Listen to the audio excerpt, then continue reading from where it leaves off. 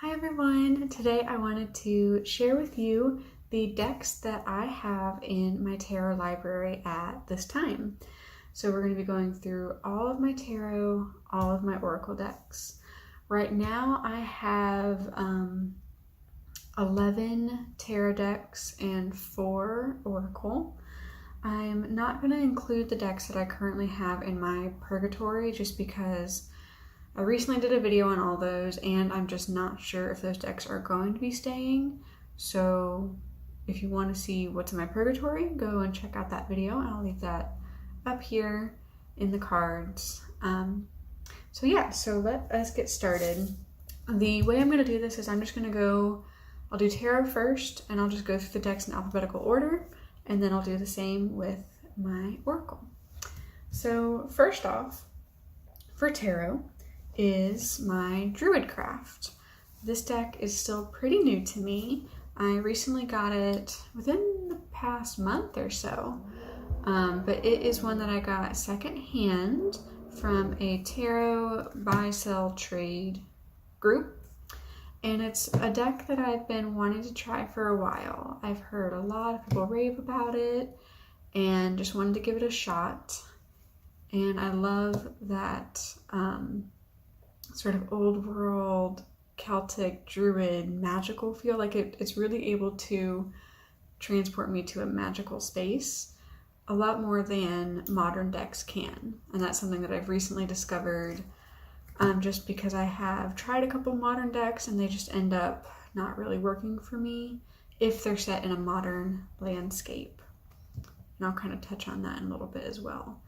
But this deck is just classic. Like, it's RWS inspired, but it still has so much in each image, like in the background, like there's animals and tools, and there's a lot of things sort of hidden in plain sight when it comes to this deck. And it's really fun to just kind of do a reading and discover what is hidden in each card, because I did get the copy with the larger guidebook, and so really diving into that book has been really fun.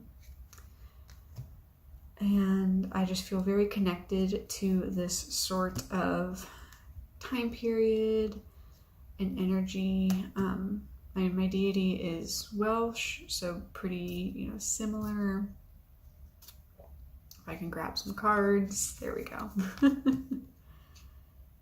And yeah, so I'm very interested to see if this is an RWS clone that holds its own space in my library. And so far it has. So far I've really been enjoying it.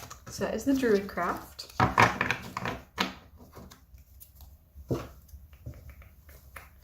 Next up, we have a deck that is near and dear to my heart, is never going anywhere, and that is my Ethereal Visions. This is one of my favorite bags I've ever made. So of course my favorite deck gets my favorite bag. But no, this is one of the decks that I learned tarot with. This deck and my Centennial. And this one, here are the backs. This is I believe it's the first edition by Matt Hughes, published by US Games. It is Art Nouveau. It is pastel. It has this gold stamping on it. The wind is picking up outside. But no, these images are just ones that I am just so familiar with. This was actually when this deck came out in I don't know if it came out in 2018 or if I just saw it in 2018, but I was drawn to it then and moved halfway around the world, and so I kind of had to put my spiritual practice on the back burner. And then in 2020, when the panorama hit, I was rediscovering my spirituality and discovered this deck again and bought it, and it helped me discover my deity. Like, this deck means so much.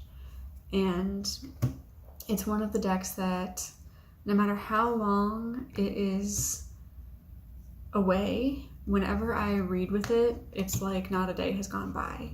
It is always a crystal clear reader for me.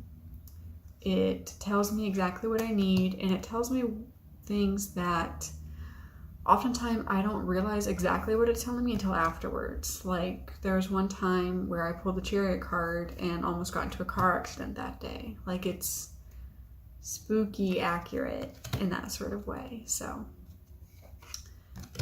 this one is never, ever, ever going anywhere, just because I am so connected to it. I'm gonna try to show just a couple more cards. I don't want to spend too long on each deck. Otherwise, we're going to be here for forever. I mean, the Moon card, that's how I found my deity, and very special deck. So again, that is the Ethereal Visions Tarot. Next, we have my John Bauer. This is originally by Los Carabeo. Yep. Yeah, Los Carabeo. Sorry, I had a major brain fart. This deck I have modified it. I've taken off the borders, and I've also restructured this deck. So I will leave that video up in the cards. I'm not sure which side it's going to be on, but that'll be up in the cards, at least to flip through. And it was really fun to modify this deck so that it worked for me. Because when it still had the titles, I found that I was pulling cards and it just wasn't connecting. It wasn't clicking. And I would look at the art and say, oh, that's, this card. And then look at the titles and it's like, oh, it's not. So I put it away for a while and then saw Dawn Michelle's videos on how she restructured a few of her decks and was inspired, and took like 3 days to sort of figure out what card means what, like which image means which tarot card for me. And wrote the new titles on sticky notes and like did a couple readings with them just to make sure they fit, moved some things around. And when I finally got all the cards how I wanted them, I took off the borders and wrote the new titles in various Sharpie. This isn't one I reach for a whole lot. It's just one that I find that I like being in a particular mood to read for when I really want to connect to like trolls and forest spirits. This is the deck that I'll reach for.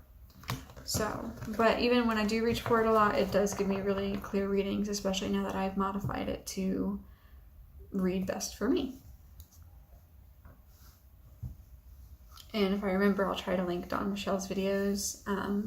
But if not, I do have it linked in my John Bauer flip through, the videos from Dawn Michelle. Next is my only Marseille deck, and that is the Marshmallow Marseille. I'm gonna try to not catch the light. There you go. And this is by the Wandering Oracle. I love this deck because it is, one, it's a great size, so it's very easy for me to shuffle. I love the sort of hand-drawn feel to it. It just works really well for Marseille, and it makes it not as like stiff and rigid, if that makes sense. I also love the color palette of these cards. It is fun, it is summery, it just gives me a lot to work with, and even the sort of floral like drawings in the cards. Like, I tend to use this deck a lot for directionality in reading. So like, where are things pointed? Where are gazes pointed? Which like cups are facing which direction? Are the flowers growing? Are they withering away? Things like that. So this deck does give me a lot to go off of in that sort of realm. And it is fun. And I love that it's sort of a coloring outside the lines, which I know some people like, some people don't. But for me, it works really well with Marseille. It's just, it sort of takes a very structured system and makes it a little less structured, which is always fun for me. So that is the Marshmallow Marseille. This creator does have another Marseille deck, the Terra Volatile, which is more mermaid based, which you'd think would be right up my alley, but I found another mermaid deck that works super well for me. So that is my only Marseille deck right now, and I love it. It works great for me.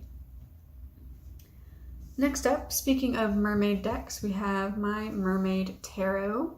This is by Lisa Robertson, and the art is by Julie Dillon. This is a Llewellyn deck.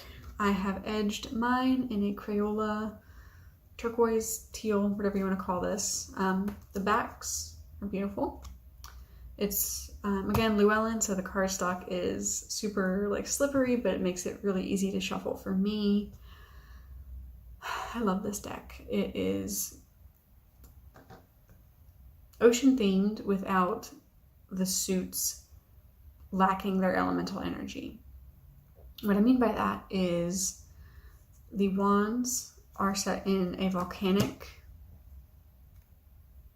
place. The pentacles are set in a freshwater environment. That's the word I was looking for. The swords are set in the Arctic, so we're getting that ice, cold, sharp energy. Like here we can see the wands, volcanic. So each suit still feels very elemental. And the majors are beautiful. There is androgynous characters, like here in the Lovers. There is an environmental and sustainable message in some of the cards, like strength and like death. There is just a lot to work with in this deck, and it feels like here with the Eight of Wands, like you feel the fire in this card, but it's still a mermaid deck, and it works so beautifully. And I've not seen any other mermaid decks that feel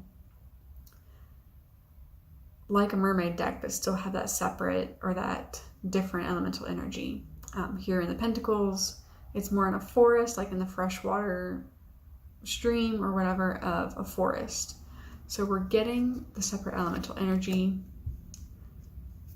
but it's still all mermaids, and I love it.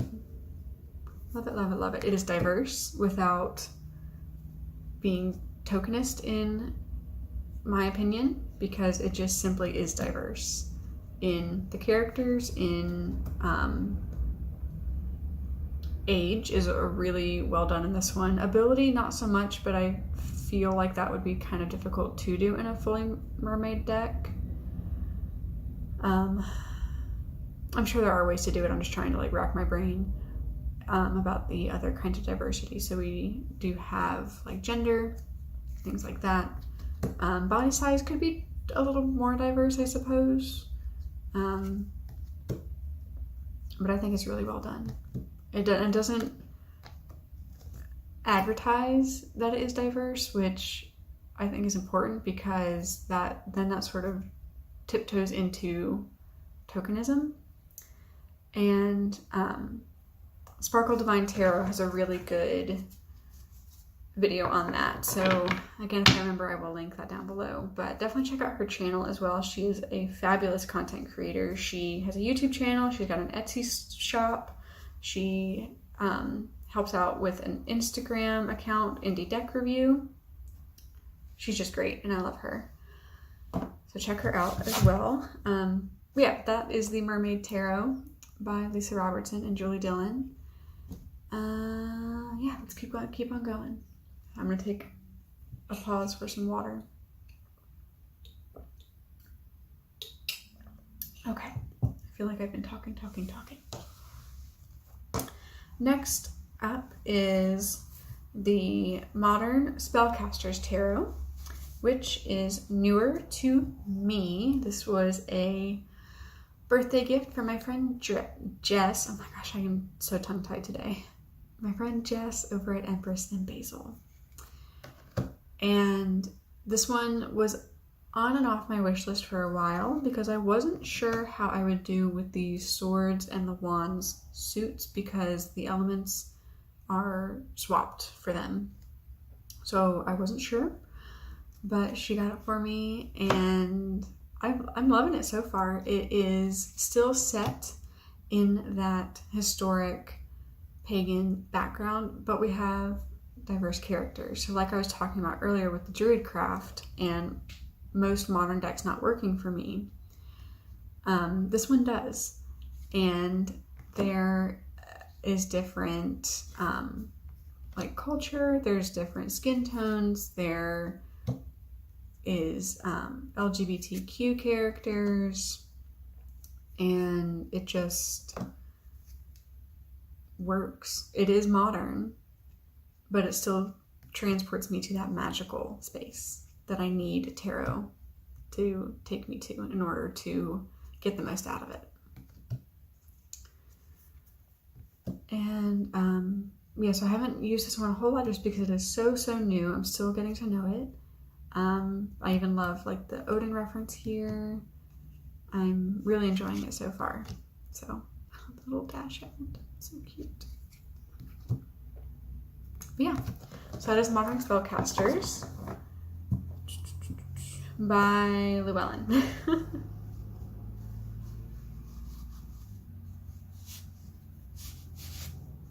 Oh, it is by Melanie Marquis, illustrated by Scott Murphy. I'm really bad at remembering names, but the box just happened to be right next to me, so.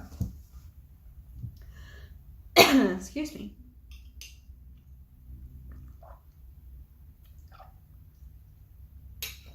Okay. Oh, there's so many more decks. So much more talking. Okay. Next up is the Northern Animal Tarot. This is the 2nd edition. This one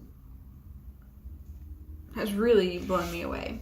I got this deck originally to read tarot for my partner because they watched a lot of TV shows and movies as a child that have this art style, the anthropomorphized animals, and I thought it would be a wonderful deck to use to read for them. And it is, but it's also just a great deck in general. And I have even bonded to this deck. It is a wonderful everyday reader.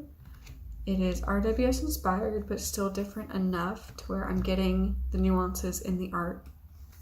And I'm getting the animal energy. And it's a hug in a deck. It is so loving, and it just takes me right back to childhood in the best way. And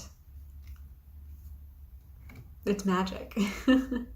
I also love that the creator does use a local printer, so very eco-conscious for sure, because using a local printer saves on time, it saves on resources, it saves on money, I would imagine, and it gets the deck to the customers faster, which we definitely appreciate, and it makes me feel good knowing that creators care about the environment. And so if I can support an eco-conscious creator, I'm going to. And I'm very happy that this deck falls in that category. Because it is not only a wonderful deck, but it's also got like the eco-conscious notes. I mean, Justice here with the polar bear on a melting ice cap. I get very emotional with that card. Because we are not being fair to our planet. And I hope that one day justice is served. Okay. But I love this deck. I love it, love it, love it, love it, love it, love it, love it. And they're coming out with a 3rd edition soon. And I'm very excited to see what the differences are.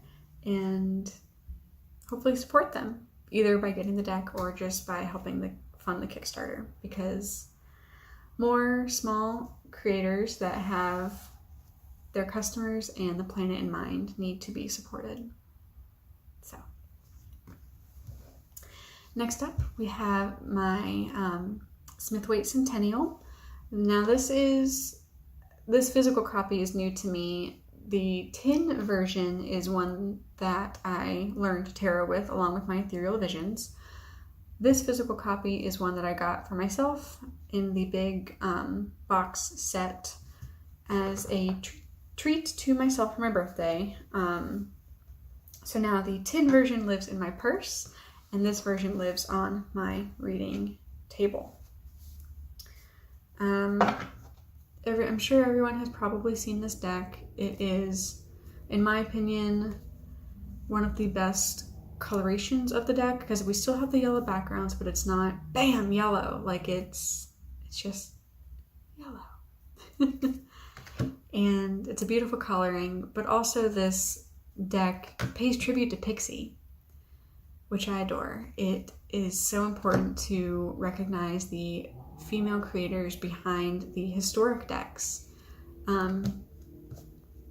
Just because, you know, in our patriarchal society, the cis white hetero males get all the recognition, so I like to recognize the female artists behind the deck. So I call this the Smith-Waite, or any version, the Smith-Waite. I try not to call it RWS. I mean, if I do, it's fine, but I just like to intentionally pay tribute to the female creators. And then with the Thoth, I like to call that the Harris Crowley deck, putting Lady Frida Harris first, because without her, that deck wouldn't exist either. But anyway, everyone's seen these images. I love this coloring. It is a crystal clear reader for me. I mean, it's a classic, and there's a reason it has lasted over 100 years. There's so much symbolism in these cards that at any stage of being a reader, I can go back to this and still learn. And that is what I love about tarot, is I never stop learning. So that one is definitely a classic for me. It is one that is never too far. I like to swap out my decks just to kind of keep them in rotation, make sure I'm not reading with the same ones too often and ignoring others. I like to be intentional about it. But if I do find that I'm getting sort of overwhelmed with decks, I do try to take a step back and think about the decks that I'm just not using and what I would reach for more and what I just get excited about reading with, because that is ultimately what tarot's about. It's supposed to be fun. And the second that reading does not become fun, I need to reevaluate my practice. So right now I'm at a really good place with my library. It's a good size for me personally, but I know that if I do find another deck that I want to bring in, I've got my system down pretty much that I can either create space for a new deck or be willing to let something go. Because there are a series of questions that I like to ask before buying a new deck or rehoming a deck, and I did a video on that, so I'll leave that up in the cards. But I'm happy to say that I finally kind of figured out what works best for me, and that's going to look different for everybody. So next up we have Tarot de Carlotydes by Fournier. I'm pretty sure that's how you say it, Fournier. Llewellyn has also picked this deck up, and I don't know if it's able to be purchased right now, so I apologize if it's not. But I love this deck. It is quirky and whimsical and just fun. Like, it pulls from a bunch of different cultures. It pulls from a bunch of different time periods and like cultures and religions and mythology. Like all the knights are riding unicorns. Like that is just really freaking cool to me. And it doesn't take itself too seriously. It has fun. And like I said, tarot is supposed to be fun. I mean, look at this Five of Wands. It's a bunch of horses pretending to be unicorns having a little fake unicorn battle. Like, how freaking cute is that? I've never seen that before. It's fun, it's whimsical, it's got like storybook references like Alice in Wonderland, Princess and the Pea. David Bowie is the magician. I'm pretty sure this is Elizabeth Bennet from Pride and Prejudice. Like, there's so much. And in the Six of Cups, we've got kiddos drinking tea with a rabbit, which is mirrored in the Hierophant. It's the Hierophant drinking tea with a rabbit. So that's a really interesting dynamic. If you ever pulled both of those cards in the same reading, it's interesting to kind of notice that. Here we have a Midsummer reference, which I still need to watch that movie, but I know it's a Midsummer reference. And it's so good. And I love this sort of art style, like this sketchy, hand-drawn, like it's so good. It's so good. And it has amazing cardstock. I'm able to riffle shuffle it no problem. The backs are gorgeous. I don't know if I showed those, so if I did, sorry, I'm showing them again. But they're beautiful. Even like the inside of the box matches the backs. Like, just the attention to detail in this deck is really good. Okay. 2 more tarot and then on to Oracle. So the next tarot deck is the Terra Volatile by Credo Kia Absurdum. This is I believe the 2nd edition, but it's the heavy version. So I don't think this exact version is in print anymore, but they are coming out with a new edition with some of the artwork slightly changed. But the thing that I love about this deck is the creators. It's just 2 people running their shop, and they really listen to feedback from customers. So if you watch my original flip through of this deck, because I have the original deck and the expansion, I bought the original version knowing the expansion was coming. And there were some cards that did not sit well with me. And sometimes that is meant, like, that's a me thing, and I need to work on that. Other times I think it is just the intention of the creators is, not that it's wrong, but it's just, it doesn't come across the way that they intend to. So I don't think they meant anything wrong with the cards that were a little bit problematic in the 1st edition. It's just, it came across that way. But they listened, and they made adjustments, and they changed, and they were willing to edit some cards to make it more comfortable for readers. And I love that, because as a creator, yes, you can put what you want to out into the world. But I think being open to feedback is so important, and just being willing to adapt your art and evolve. I think that is so special. And I love everything about the expansion pack. Like, I have a video on that as well, because wow, they hit it out of the park.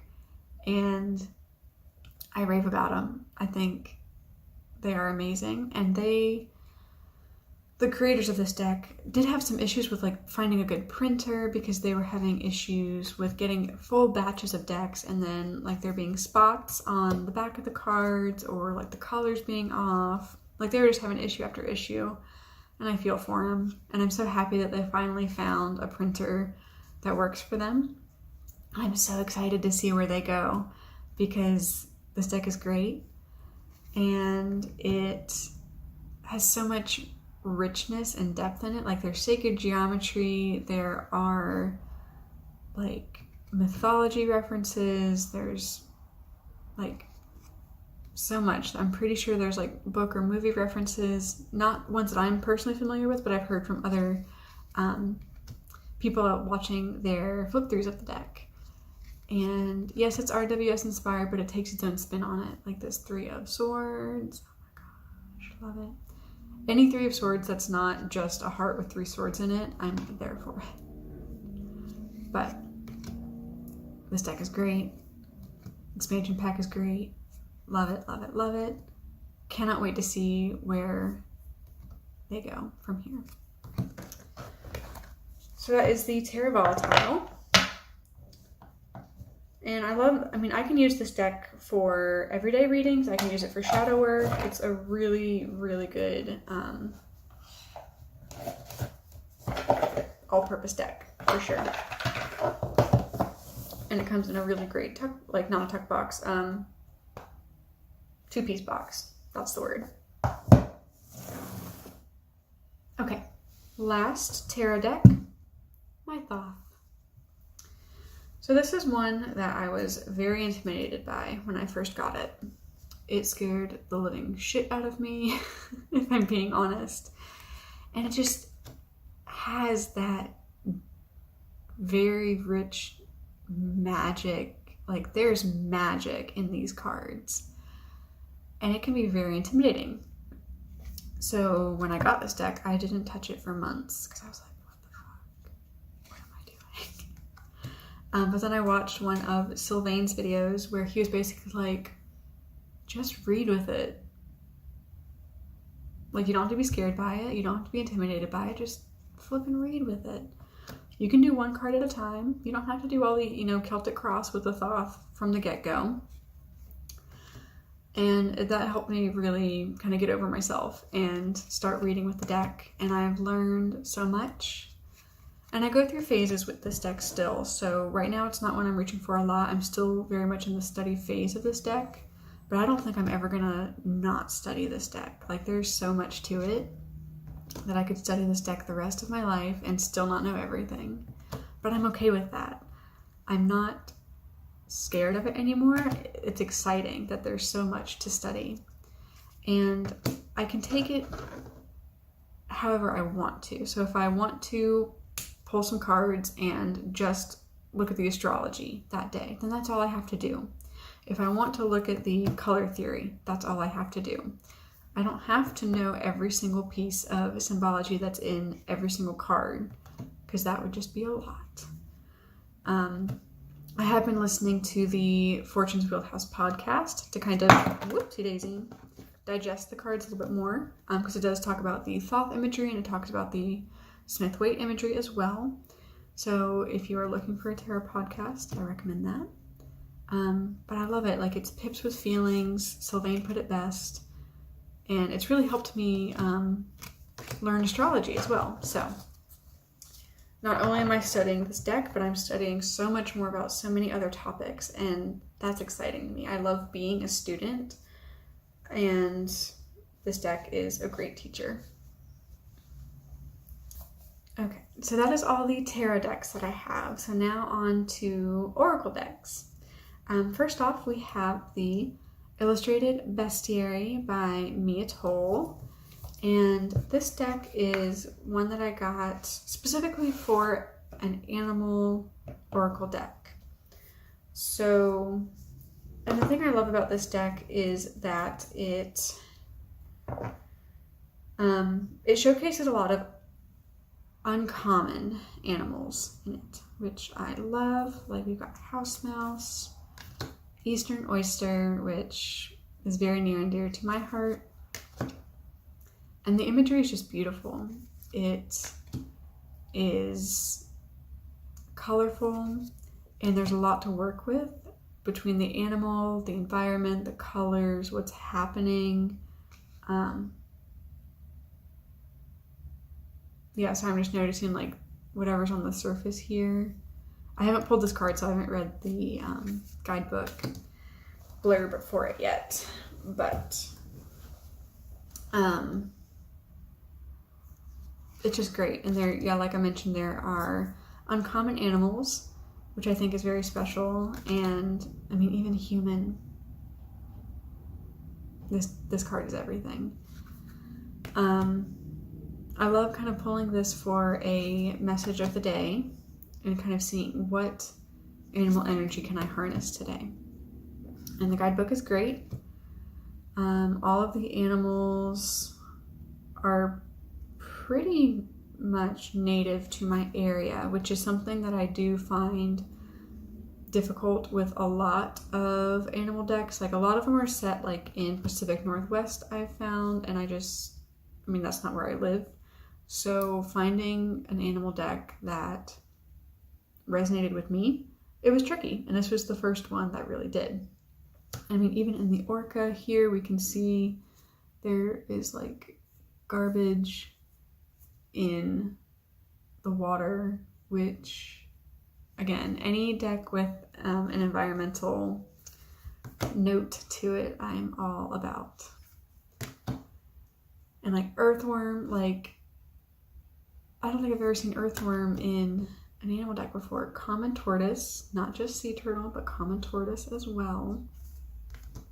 And there's like 3 different owls, which is my deity's animal. Got river otter, like, it's just so good. A wonderful, wonderful little oracle deck. The same author, Mia Toll, does have 2 other decks in the same sort of collection. The illustrated crystallary and the illustrated herbiary. I don't know if I will be getting either of those. I would imagine so, but we'll see. Next up for oracle decks, we have the Enchanted Art Oracle by Mimi Pettibone, and I got this on her Etsy. This deck is just very gentle. It has a lot of like vintage artwork and just very soothing messages.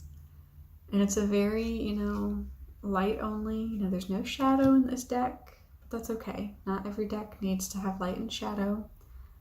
I like it to, but it doesn't have to. Because I do have, I mean, my next oracle is one that is very much in the shadow. So I think having this as a light and that next deck as a shadow deck works very well for me.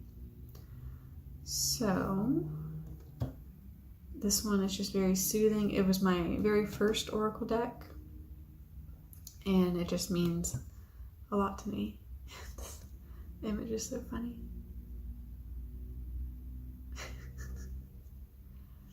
But very gentle, very empowering. Yeah. So that is the Enchanted Art Oracle. Oops. Okay. Next, we have the oracle that I use for shadow work, and that is the Reclaim Oracle. Now, this deck and I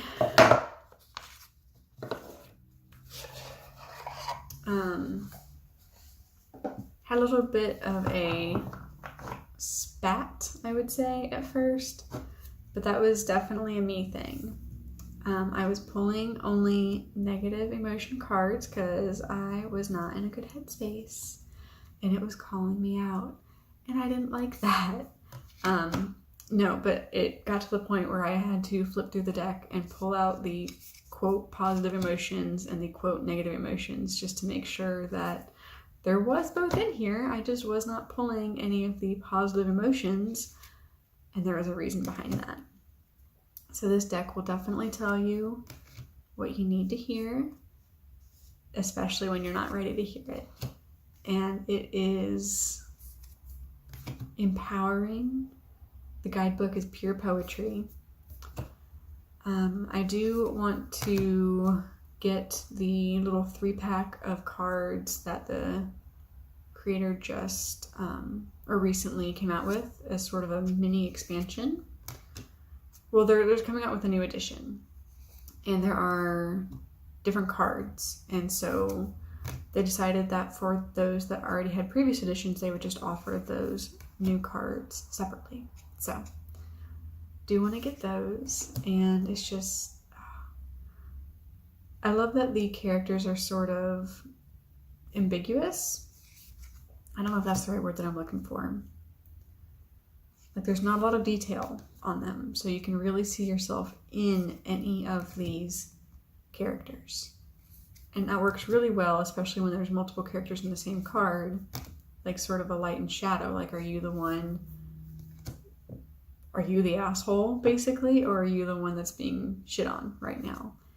and it's a very easy transition to see which person you are in the cards, just because there's not a lot of detail to the characters. So, a great, powerful deck. The creator also has a little book on how to do shadow work, so if that is something that you're interested in, definitely check that out. They have their own website. They were on Etsy, I believe, but we're having issues with it. So now they have their own website, which is very exciting. So I cannot recommend this deck enough. Very powerful, very healing, very good. Okay, oh my gosh. Last deck is my Roots and Wings Mini Oracle by Cat Riles. Now this little deck, I would consider a nature deck. I originally had the rose petal edition, like the large edition with the rose petal, but that also had cursive, which is kind of hard for me to read sometimes. So I ended up trading my large version with Jess at Empressandbasil for the little version, and it worked out, and we love this deck.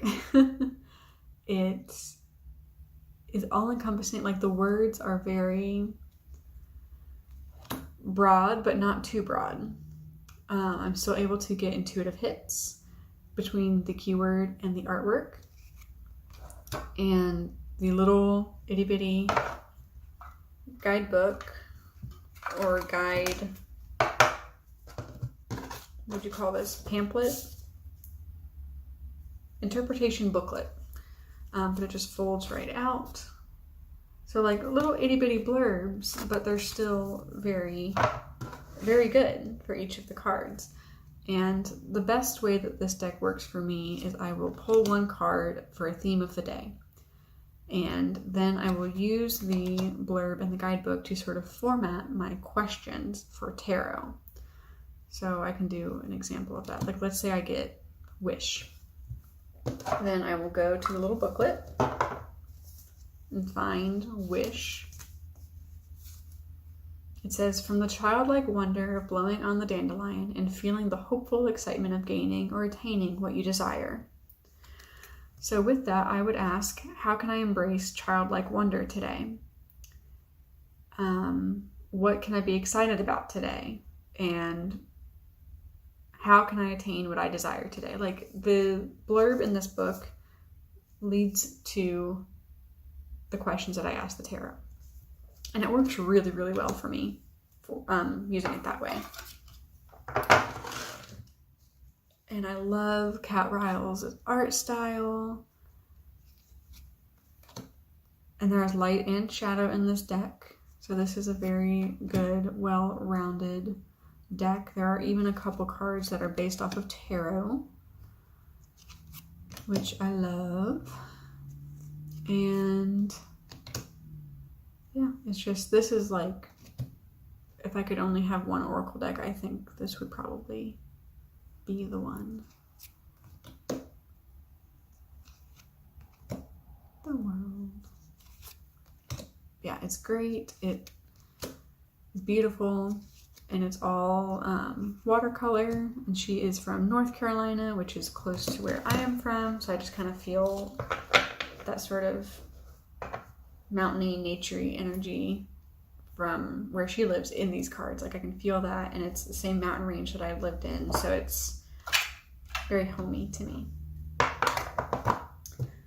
Okay, that is it. So that is all of my tarot and oracle decks as of right now. I've got 11 tarot, 4 oracle, and I'm pretty, like I said, I'm pretty comfortable with the decks that I have right now. I am finding that I'm able to rotate them out pretty regularly and still feel like each one is getting its own time. But I'm always constantly sort of evaluating that. Like if certain decks are sort of not getting a bunch of time, I evaluate why that is. Like, is it just out of sight, out of mind? Is it because it's not reading well for me? And I'm always kind of evaluating my practice that way. But yeah, so I hope you guys enjoyed this video. Thank you for sticking around. Feel free to leave a like, consider subscribing, leave a comment down below on your thoughts if you have any of the decks and what you think about them. Again, thank you guys for joining me today. And before you go, please remember, you matter, you are loved, and you can make a difference. Bye, everyone.